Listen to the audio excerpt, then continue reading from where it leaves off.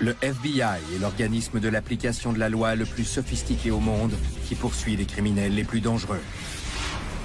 Au Texas, quand une fillette de 8 ans est kidnappée dans sa propre chambre en plein milieu de la nuit, c'est un crime immonde. le FBI se mobilise. Quelqu'un qui avait le cran de commettre un tel acte en avait sûrement commis d'autres. C'est une pulsion incontrôlable, le genre de fantasme sexuel qui dépasse l'entendement. J'avais peur qu'il revienne pour m'achever. Je n'arrivais pas à m'enlever ça de la tête. Enquête FBI. 18 ans plus tôt, dans une petite ville du sud du Texas, une fillette a été kidnappée dans sa maison, attaquée brutalement et laissée pour morte.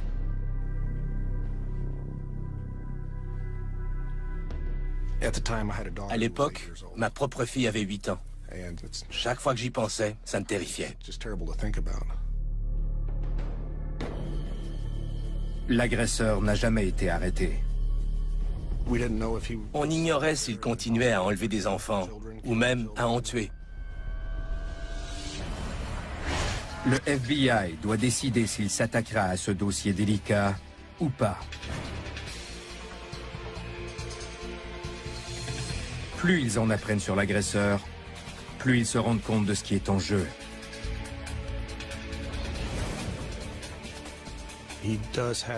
Il y a un côté sadique dans ses fantasmes sexuels. Il a besoin de voir l'humiliation, la douleur de la torture dans les yeux de ses victimes. C'est ce qui est dangereux, parce qu'il pourrait à tout moment décider sur un coup de tête de réaliser ses fantasmes. 1990, à Dickinson, au Texas. Une femme se réveille et appelle sa fille de 8 ans, Jennifer. Jennifer! Mais la fillette ne répond pas. Come on! We're late! Jennifer? Elle cherche dans toutes les pièces de la maison, sous les lits, dans les placards, mais aucune trace de Jennifer. La mère de Jennifer a dû chercher sa fille pendant 30 ou 40 minutes. Ne trouvant pas sa fille, elle appelle la police. 911. Au départ, on croit qu'elle est chez une amie. C'est un coin très tranquille. Il n'est pas rare qu'un enfant sorte jouer dehors par lui-même. Mais en fouillant la chambre de Jennifer, ils s'aperçoivent que la fenêtre est ouverte. Ils tentent de prélever des empreintes, bien qu'ils doutent que ce soit concluant. Tellement de personnes étaient passées dans cet appartement, sans compter tous ceux qui avaient examiné la fenêtre, que mes efforts étaient vains. Les policiers ignorent si Jennifer a quitté sa chambre de son propre chef ou de force. Mais à Dickinson, au Texas, les crimes violents sont rares. On présume donc que Jennifer a fait une fugue. L'inquiétude croît au fil des heures. Même si elle avait fait une fugue, elle n'avait que 8 ans. Elle aurait pu se perdre dans un champ, ou quelqu'un aurait pu la laisser monter dans sa voiture. On tenait donc à fouiller les environs. Ce jour-là, Cruz Nunez, 9 ans, sort jouer avec des amis Be careful, guys! dans un champ en friche derrière sa maison.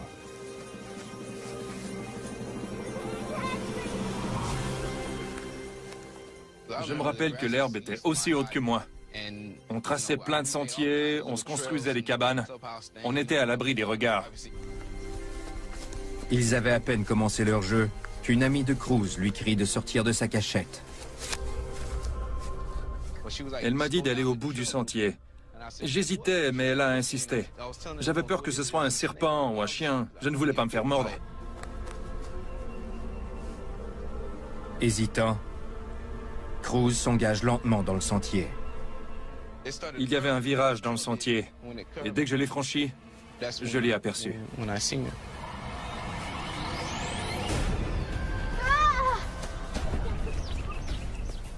Une fillette, étendue dans l'herbe, apparemment morte. Elle était entièrement nue. Il y avait du sang partout, et ça m'a bouleversé. Je n'étais qu'un enfant, je n'avais jamais rien vu de pareil.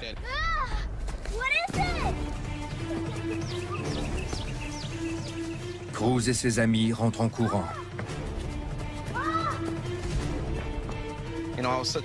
J'allais si vite que j'ai raté une marche et je suis tombé dans le salon. Mes parents ont sursauté et m'ont demandé ce qui se passait. Je leur ai dit qu'il y avait quelqu'un de blessé dans le champ. Ils sont vite allés voir, puis ont appelé le 911.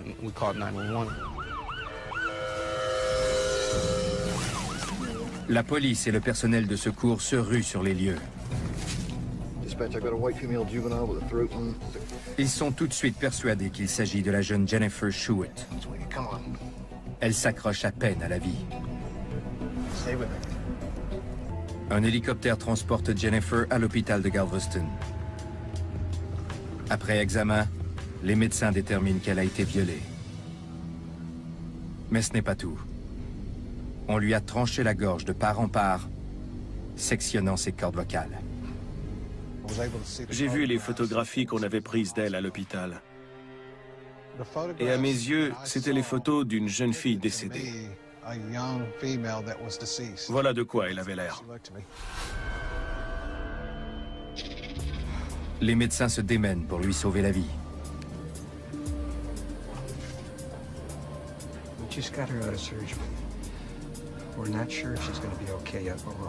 Ils annoncent à la famille de Jennifer que si elle survit, elle risque de ne plus jamais parler.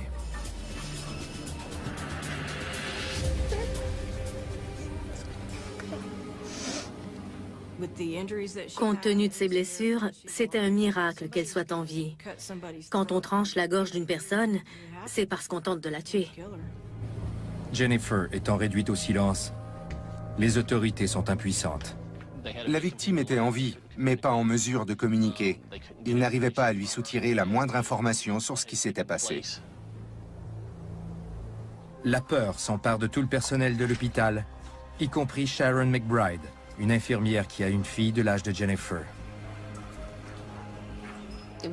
J'étais terrifiée à l'idée qu'une chose du genre arrive à ma fille. L'infirmière McBride encourage Jennifer à se battre pour sa vie et à trouver le moyen de dire à la police qui était son agresseur. Je tentais de la rassurer. Je lui répétais qu'elle était très courageuse. Il fallait qu'elle fasse tout en son pouvoir pour aider les policiers à trouver le coupable. D'abord pour qu'ils ne puissent plus lui faire de mal, et ensuite pour qu'ils ne puissent pas s'en prendre à quelqu'un d'autre. Sachant qu'un criminel dépravé est en cavale, la police de Dickinson ne prend aucune chance. On poste un agent armé devant la chambre de Jennifer. Personne n'entrait dans cette chambre, sauf les membres du personnel que nous connaissions. Si jamais l'homme était déterminé à la tuer, elle aurait besoin de protection. On ne savait pas à qui on avait affaire. Les autorités se préparent pour le pire, au cas où le prédateur s'en prendrait à Jennifer ou à un autre enfant. C'est une pulsion incontrôlable. Le genre de fantasme sexuel qui dépasse l'entendement. On était très inquiets. On était en territoire inconnu et ça nous mettait mal à l'aise. Allait-il récidiver? Le 11 août 1990. À l'hôpital de Galveston, Jennifer Schuett, 8 ans, lutte contre la mort après avoir été trouvée dans un champ en friche, nue, la gorge tranchée, victime d'une agression sexuelle. On a informé les parents de Jennifer que si elle survit, elle pourrait rester muette.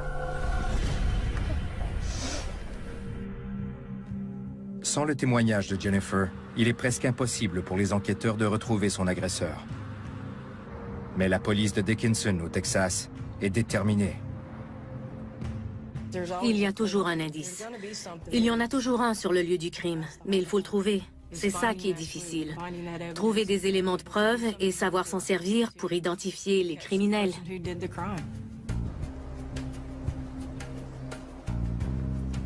Les enquêteurs fouillent l'endroit où on a trouvé Jennifer. Grâce à une lampe à rayons ultraviolets, Le technicien en scène de crime John Pruitt découvre des fibres de coton microscopiques tout près de l'endroit où on a abandonné la victime. Je me suis demandé si l'individu avait arraché ses propres vêtements.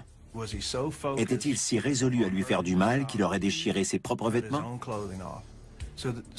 Ces fibres étaient donc un élément important, à condition qu'on trouve quelque chose qui y correspondait. La police élargit la zone de ses recherches et trouve 2 rues plus loin le haut de pyjama rose de Jennifer ainsi que ses sous-vêtements de coton.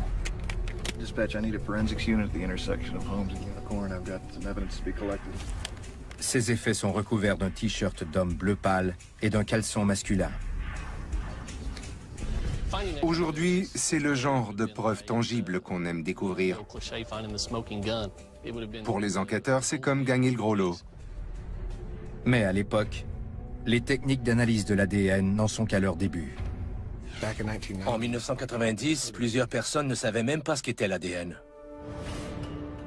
Le service de police de Dickinson envoie les vêtements aux spécialistes de l'analyse d'ADN du pays. Le laboratoire du FBI à Quantico, en Virginie. Le laboratoire du FBI recourait à l'analyse d'ADN depuis 2 ans. À l'époque, il fallait une assez bonne quantité de liquide corporel. Disons une tache de sang ou de sperme de la grosseur d'une pièce de 25 cents. Tandis que les enquêteurs attendent les résultats de l'analyse, ils redoublent d'efforts pour trouver une piste. Mais un événement inattendu les aidera. Grâce aux soins de l'infirmière Sharon McBride, l'état de Jennifer s'améliore. Plus elle prend des forces, plus elle semble impatiente de commis son nom. Dennis.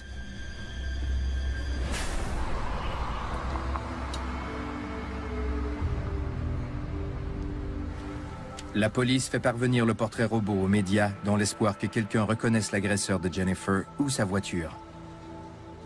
Les appels abondent, mais sont non concluants. C'était assez frustrant. Chaque fois qu'on pensait se lancer sur une piste valable, on finissait par être dans l'impasse.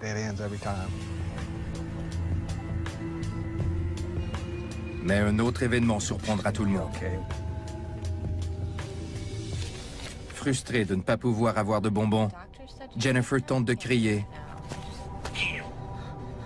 et émet un son. Doctor! Doctor! She just made a noise! Contrairement aux prédictions des médecins, Jennifer se remet à parler.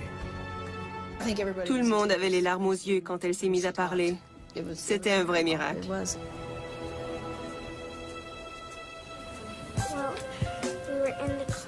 Jennifer fait le récit de ce qui lui est arrivé dans les moindres détails, qui sont d'une grande atrocité. Ma mère et moi, on est allés au lit ensemble comme d'habitude. C'était la routine.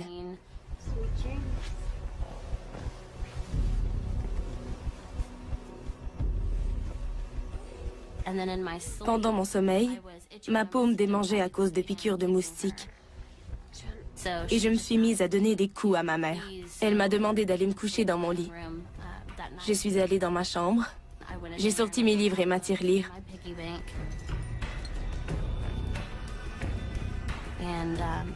Je me suis endormie dans mon lit, la lumière allumée.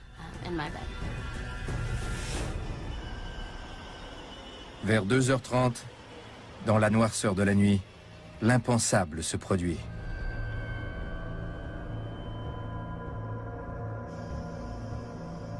Un inconnu s'est glissé par la fenêtre de la chambre de Jennifer au rez-de-chaussée. Je me rappelle que j'avais l'impression de rêver que j'étais dans les bras de quelqu'un qui courait. J'ai ouvert les yeux et j'ai vu un homme que je ne connaissais pas. J'ai voulu crier, mais il a mis sa main sur ma bouche et mon nez. Ils sont montés dans la voiture de l'homme, puis sont partis.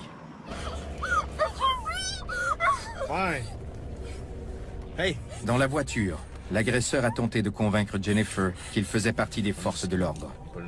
Elle l'a cru.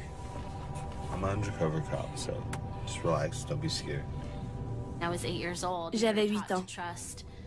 On nous apprend à faire confiance aux policiers. Mais j'étais aussi très curieuse. Je posais beaucoup de questions. Je voulais toujours tout savoir. En voiture, ils ont traversé plusieurs kilomètres de zones résidentielles. Ils ont même passé devant la maison de ses grands-parents. J'ai vu leur voiture dans l'entrée. Je lui ai dit qu'il pouvait me déposer là. Il a répondu « Non, il n'y a personne » et il a continué de rouler. Il a fini par s'arrêter à l'école primaire où allait Jennifer. Il s'est garé dans le stationnement et s'est mis à me parler de la Lune. Il a dit que lorsque la Lune serait d'une certaine couleur, ma mère viendrait me chercher. Je me rappelle qu'il m'a offert des bonbons, mais j'ai refusé évidemment, parce qu'on nous apprenait à l'école qu'il ne fallait pas accepter de cadeaux des étrangers. Puis, l'homme a roulé jusqu'à un champ plus loin sur la rue. Là, il m'a dit que son arme était sur le siège arrière. Je me suis penchée pour regarder.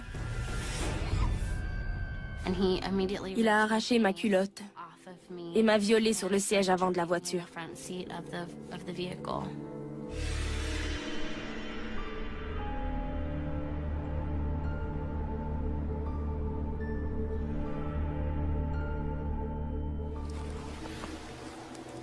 Jennifer perd connaissance. Quand elle se réveille, on la tire par les chevilles dans un champ. Quand il a arrêté de me tirer, j'ai ouvert les yeux, mais je les ai immédiatement refermés pour faire la morte. Il a lâché mes jambes et m'a abandonnée sur un nid de fourmis de feu. Ensuite, il est parti.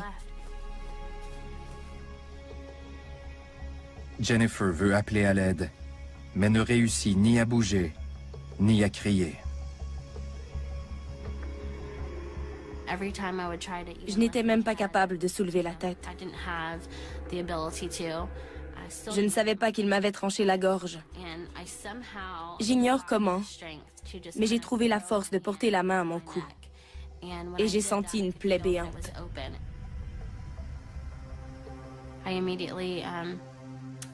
Je me suis mise à prier pour ma famille. J'étais en paix. Je ne me souviens pas avoir eu peur à ce moment-là. Tout ce que je savais, c'est que j'allais mourir. Mais contre toute attente, Jennifer survit et retrouve la voix.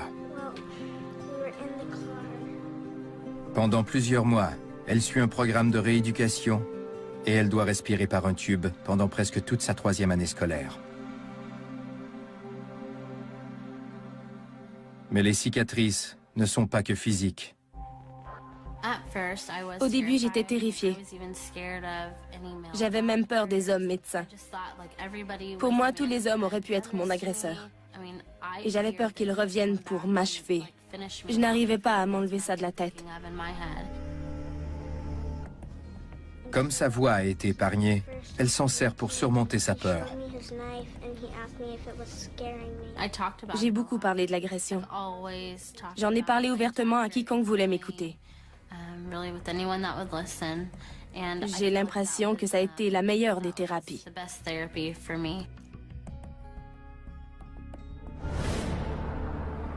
Les policiers de Dickinson sont soulagés de voir Jennifer retrouver la santé, mais savent que son agresseur, un prénommé Dennis, est toujours en cavale. Et d'après ce que Jennifer a dit, il pourrait s'agir d'un policier. Quelques semaines après son enlèvement et s'être fait trancher la gorge, la jeune Jennifer Schuett, 8 ans, a retrouvé la voix comme par miracle. Elle informe les autorités que son agresseur prétendait être policier et cette possibilité les effraie énormément. C'est le cauchemar de tout parent. Parce que les parents disent toujours à leurs enfants « Faites confiance aux policiers ». Et voilà qu'un type dit à une fillette qu'il est policier avant de l'agresser. C'est troublant. Pire encore, le laboratoire du FBI à Quantico, en Virginie, n'est pas en mesure de procéder à l'analyse de l'ADN. Les taches sur les vêtements masculins trouvés près de ceux de Jennifer sont trop petites. Mais les fibres trouvées sur le lieu du crime correspondent à celles des sous-vêtements d'un homme retrouvé à 2 rues de là. Avec la technologie d'aujourd'hui, on peut établir un profil génétique avec des échantillons bien plus petits. On ne dépend pas de taches de sang ou de sperme de dimensions considérables. On peut même établir un profil génétique à partir des cellules de la peau. Parmi les vêtements, il trouve 2 poils pubiens provenant d'un homme blanc.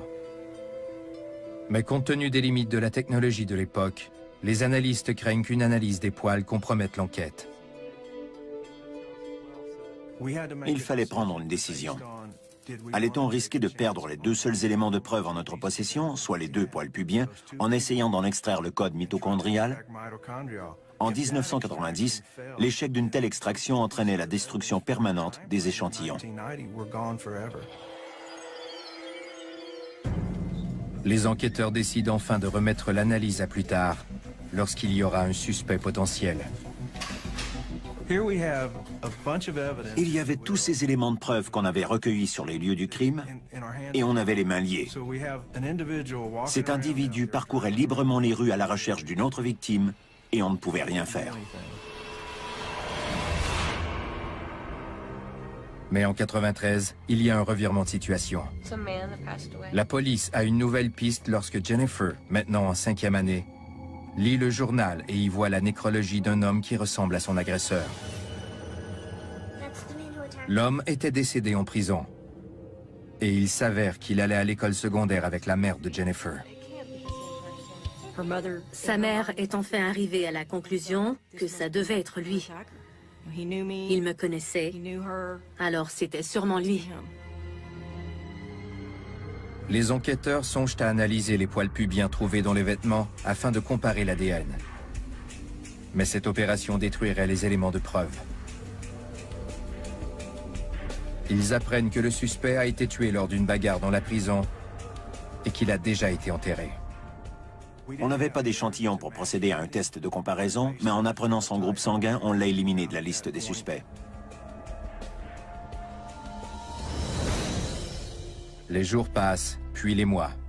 L'enquête est au point mort. Il faudra attendre 18 ans avant que l'affaire connaisse un tournant majeur. Pendant 18 ans, le prédateur violent est en liberté. En janvier 2008, le service de police de Dickinson affecte l'enquêteur Tim Cromie à l'examen des dossiers des affaires non résolues, dont celui de Jennifer.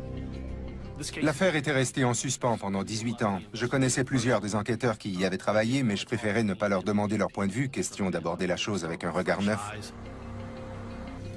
Il demande l'aide d'une connaissance de l'agence permanente du FBI à Texas City, l'agent spécial Richard Renneson. L'agent Renneson est spécialisé dans les crimes les plus haineux, ceux commis contre les enfants. Rien que de penser à une fillette de 8 ans abandonnée dans un champ couverte de fourmis après avoir été violée, c'est trop horrible. C'est épouvantable. Les enquêteurs passent les éléments de preuve en revue et tirent des conclusions relativement à l'agresseur. Tim et moi étions d'avis qu'il s'agissait de quelqu'un qui connaissait la région, en particulier parce que l'appartement de Jennifer était situé à moins d'un demi-kilomètre de l'autoroute 45, l'autoroute principale entre Houston et Galveston, alors que Jennifer a été retrouvée dans la direction opposée de l'autoroute, plus à l'intérieur de Dickinson, dans un endroit en retrait qui n'avait qu'un point d'accès.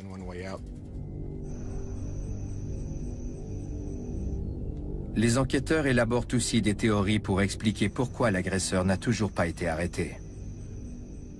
On se disait qu'il avait peut-être fui la région, ou qu'il était mort, ou encore qu'il avait été emprisonné pour un autre crime, mais on ne savait pas. Fait surprenant, ils découvrent que l'élément de preuve principal, les vêtements trouvés sur le lieu du crime 18 ans plus tôt, est conservé en parfait état dans une pièce du bureau du shérif du comté de Galveston. La conservation de ces éléments s'est faite selon les règles de l'art. Les enquêteurs avaient l'impression que la clé pour résoudre l'enquête se trouvait dans les vêtements, ici même, dans le comté de Galveston. Les éléments de preuve sont vieux, et l'ADN se détériore rapidement lorsqu'il est en contact avec l'humidité. Mais les techniques d'analyse de l'ADN ont fait d'énormes progrès depuis le début des années 1990, et il y a toujours des chances, aussi minces soient-elles, qu'ils soient récupérables. Les enquêteurs envoient les vêtements au laboratoire du FBI à Quantico, en Virginie, aux fins d'une nouvelle analyse. Tandis qu'il attend les résultats de l'analyse d'ADN, l'enquêteur Tim Cromie apprend que le FBI affectera de l'aide supplémentaire à l'affaire. L'escouade CARD, spécialisée dans les enlèvements d'enfants.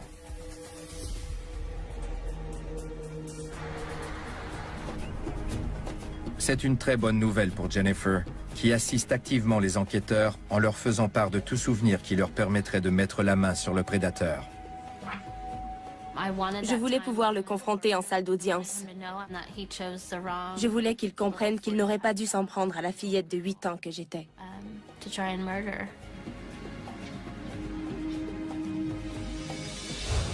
Le FBI demande à une dessinatrice de portraits robots de travailler avec Jennifer à un portrait vieilli du suspect qui disait s'appeler Dennis.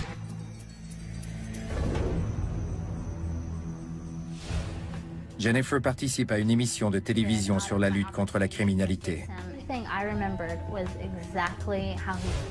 Le FBI offre une récompense de 10 000 $ pour des renseignements. On espérait qu'une personne qui serait au courant du crime, à qui l'agresseur l'aurait raconté, n'aurait plus peur de nous parler aujourd'hui.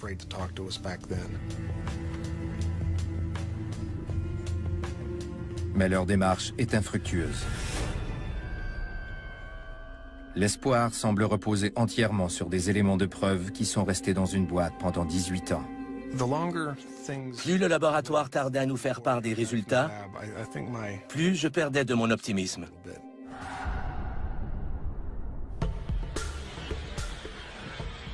Mais en septembre 2009, 19 ans après que Jennifer Schuett eut été enlevée, violée et laissée pour morte, les enquêteurs se lancent enfin sur la piste qu'ils attendaient.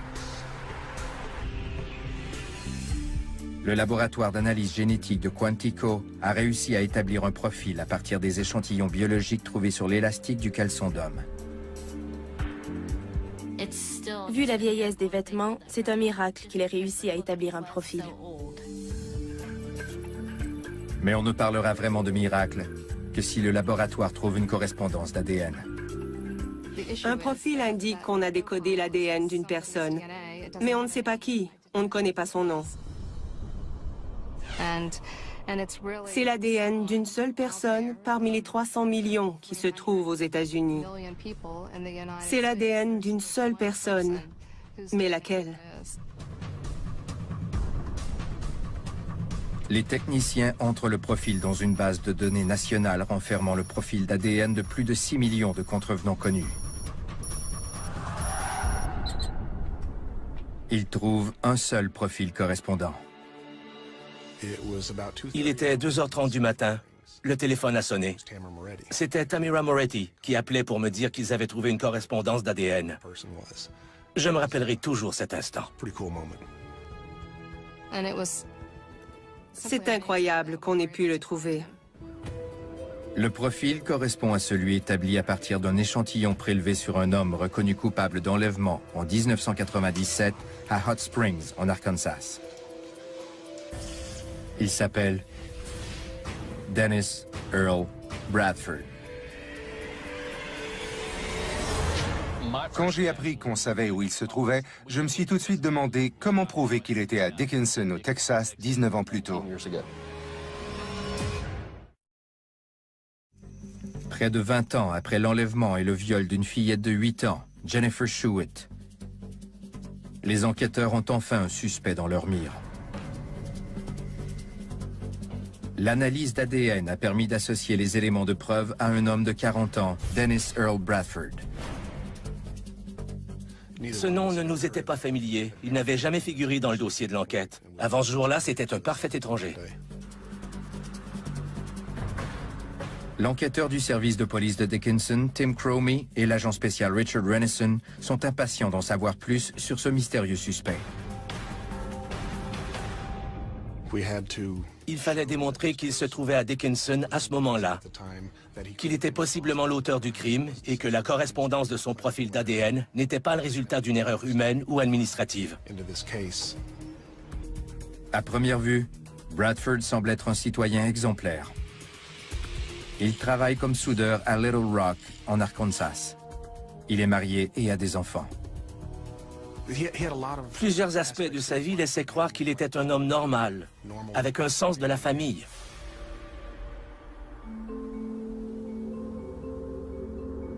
Mais Bradford a un passé en dents de scie, ainsi que des racines à Dickinson, au Texas.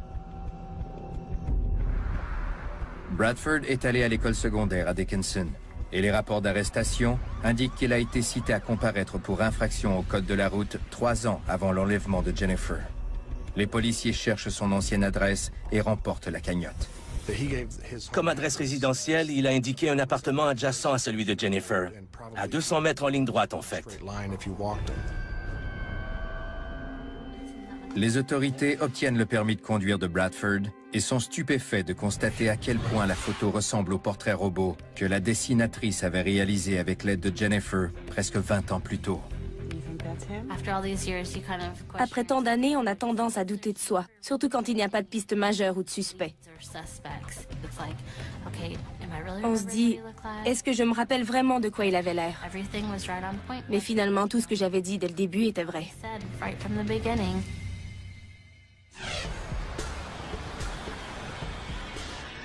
Les enquêteurs apprennent aussi que Bradford a déménagé à Hot Springs, en Arkansas, 4 jours après que Jennifer eut été attaquée.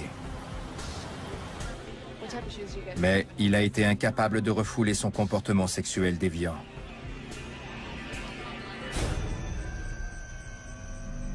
En 1996, Bradford est arrêté pour enlèvement et agression sexuelle contre une femme de 35 ans qu'il a rencontrée dans un bar.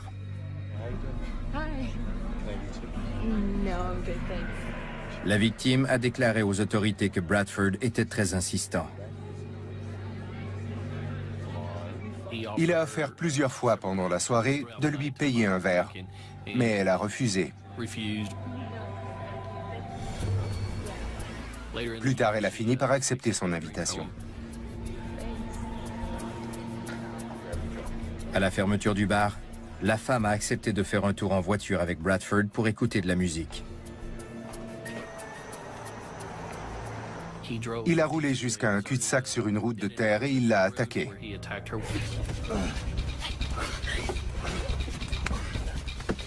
Bradford l'a agressé sexuellement. Il lui a tranché la gorge, mais superficiellement. Il a tenté de la noyer en lui enfonçant la tête dans un ruisseau, mais pour une raison qui nous échappe, il s'est arrêté.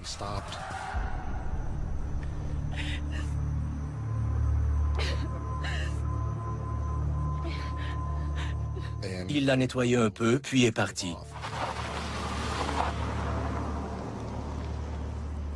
La femme a retenu le numéro de la plaque d'immatriculation et a signalé l'agression à la police.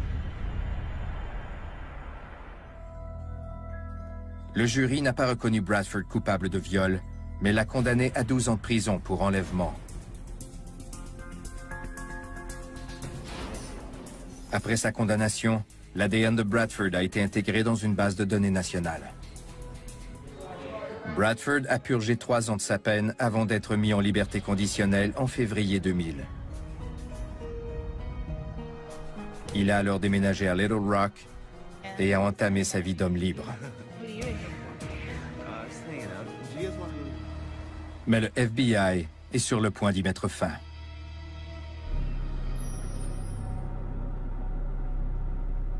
L'enquêteur Cromie et l'agent Renison élaborent un plan en collaboration avec le service de police de North Little Rock. On met Bradford sous surveillance afin de connaître sa routine.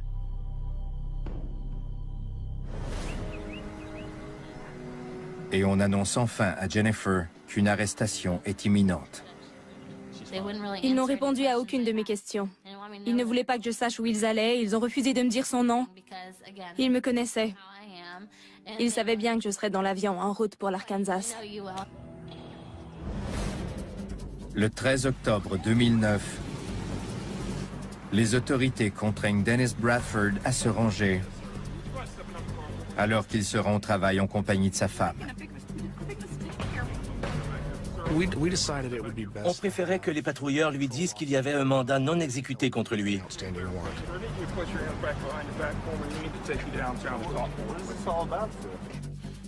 En fait, c'était vrai. On ne lui a tout simplement pas dit que c'était pour tentative de meurtre qualifiée au Texas en 1990.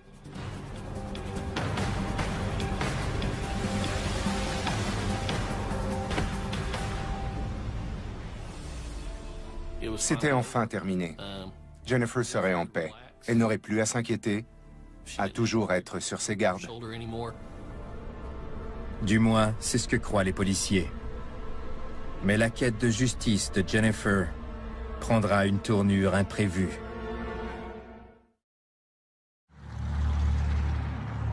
Âgée de 27 ans, Jennifer Schuett a attendu près de 20 ans qu'on arrête l'homme qui l'a violemment agressée et laissée pour morte quand elle était enfant. Le 15 octobre 2009, son agresseur, Dennis Bradford, est extradé vers le Texas. Et Jennifer se retrouvera face à face avec lui. L'enquêteur Cromie et moi avons conduit M. Bradford de l'aéroport au poste de police de Dickinson, où Jennifer nous attendait. Jennifer a peine à croire qu'on détient son agresseur. Elle veut le voir de ses propres yeux. On place Bradford dans une cellule avec un miroir sans teint.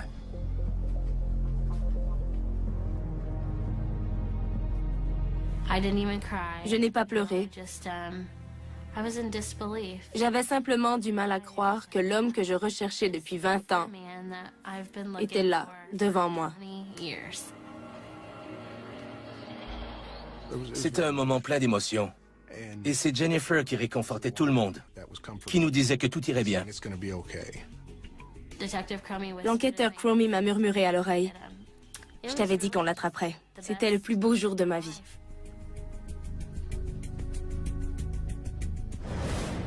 Bradford est accusé de tentative de meurtre qualifié, un crime passible d'emprisonnement à vie à la suite d'un verdict de culpabilité.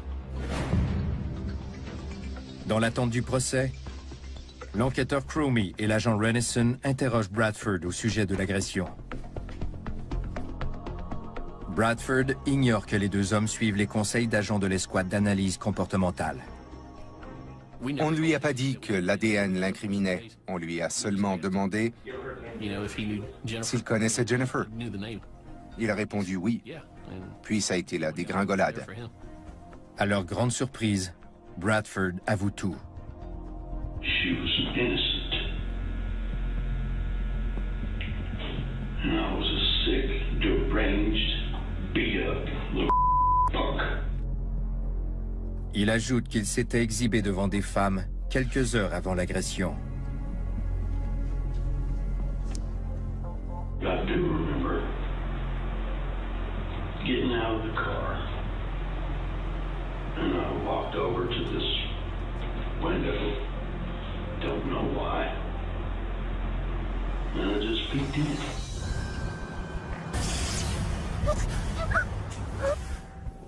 Il révèle une autre chose étonnante. 2 jours après l'attaque, il a tenté de se suicider.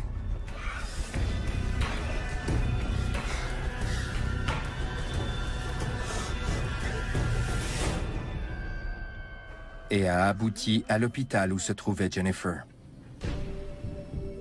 Une infirmière est entrée dans la chambre d'hôpital. Il y avait un téléviseur dans un coin. Et au moment où l'infirmière s'est mise à lui poser des questions, une émission à la télé présentait l'affaire Jennifer Schuett.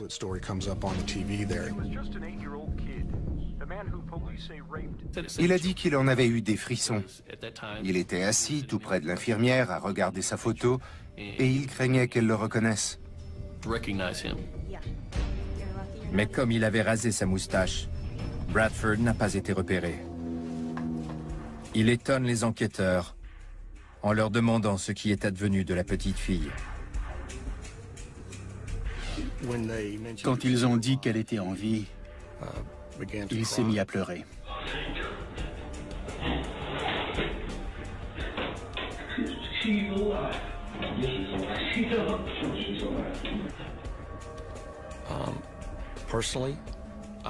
Personnellement, j'ai eu l'impression qu'il jouait à la comédie. J'ai beaucoup de mal à croire, après toute la couverture médiatique qu'a reçue Jennifer Schuett au cours des années, qu'il ignorait qu'elle était en vie. Jennifer attend le procès. Elle voudrait fixer Bradford dans les yeux et lui dire à quel point son geste a changé sa vie. Mais ce jour ne viendra jamais.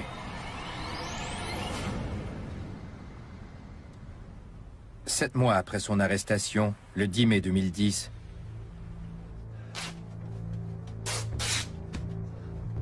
les gardiens de la prison du comté de Galveston trouvent le corps de Dennis Bradford pendu dans sa cellule au bout d'une corde de fortune. Je me sens trompée, comme si on m'avait ravi ce moment alors qu'il était à portée de main. C'est assez récent et j'en suis encore bouleversée. Alors j'ai du mal à en parler, parce que ce n'est pas du tout comme ça que je voulais que les choses se passent.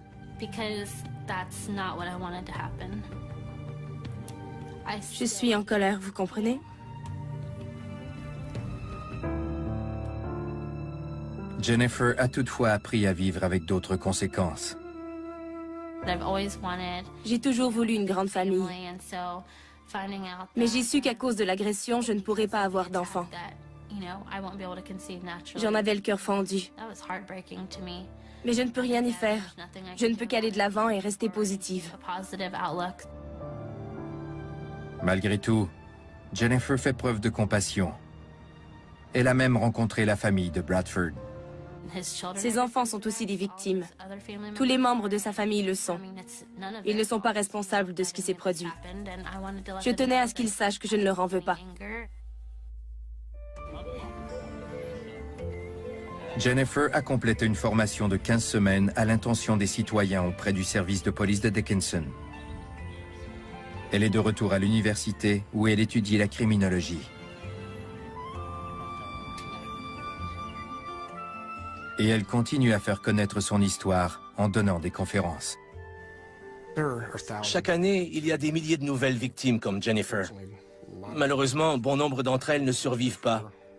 Mais je crois que Jennifer réussit à donner un peu d'espoir aux personnes qui ont été victimes d'un crime horrible. Elle est la preuve que la vie continue. Elle ne manque jamais de reconnaître le mérite des enquêteurs qui l'ont accompagnée dans sa lutte pour la justice. Je leur suis reconnaissante d'avoir accepté mon implication. Je crois qu'ils ont compris qu'ils avaient besoin de moi, comme moi j'avais besoin d'eux. Chaque fois qu'elle raconte son histoire, elle se rend compte que son courage est devenu à toute épreuve. Il y avait un être supérieur qui veillait sur moi. C'est la raison pour laquelle j'ai survécu. Étendue dans le champ cette nuit-là, j'étais persuadée que j'allais mourir. Mais ça n'a pas été le cas. Je crois qu'il y a une raison pour ça. On m'a redonné ma voix et je vais m'en servir. Jennifer sait bien qu'elle aurait pu être réduite au silence à tout jamais si ça n'avait été de Sharon McBride, l'infirmière qui a encouragé la fillette de 8 ans à communiquer avec la police, même si elle était incapable de parler.